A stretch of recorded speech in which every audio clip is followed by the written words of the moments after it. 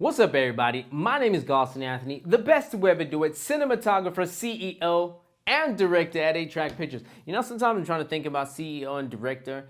When I say director, I'm not referring to somebody who managed directing the company, but actually the director, yeah. Anyway, let's get straight to it. And as the title shows, it is this camera, the C500. Why it is such a horrible, bad, and hate this camera because of the C300 Mark III.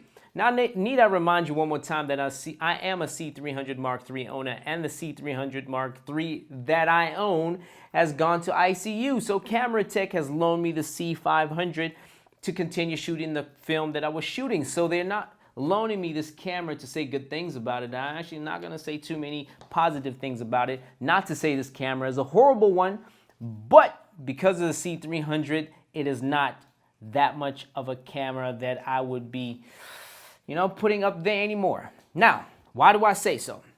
Let's get into some sort of spec. Now, the C500 Mark II, it's just so confusing. C500 Mark II, so confusing, is a 5.9 camera, 6K to round that off, at full frame, which I believe is a selling point, the full frame and the 5.9K. Whereas the C300 Mark III is a 4K camera at 4K 120, Super 35. Now, what are the differences between these two cameras? Now, I said this in a video or two ago where I said that I'm not really a resolution person, but I'm a dynamic range person.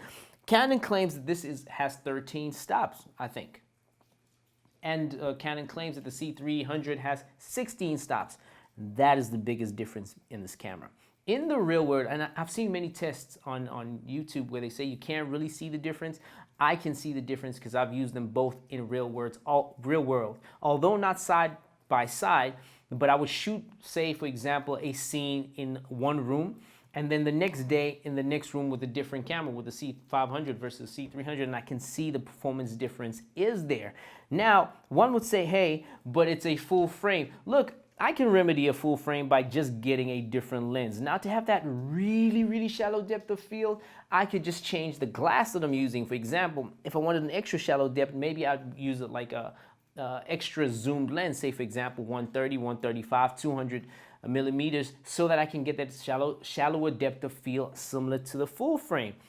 So that part is actually negated by me, and the factor that is a 5.9K without pixel peeping, to be honest, I really can't see the difference. But in dynamic range, particularly in the shadows, the C300 Mark III is king. That's why this thing is annoying. But that's all at the level that we're shooting up here, like for more expensive productions. Now let's talk about cheaper productions. Now, while I was shooting my film, I had a client that called me and said, look, I need you to shoot my wedding, because I'm mainly a wedding cinematographer. It's something I do day to day. That's where my prowesses are. And I found out this thing first.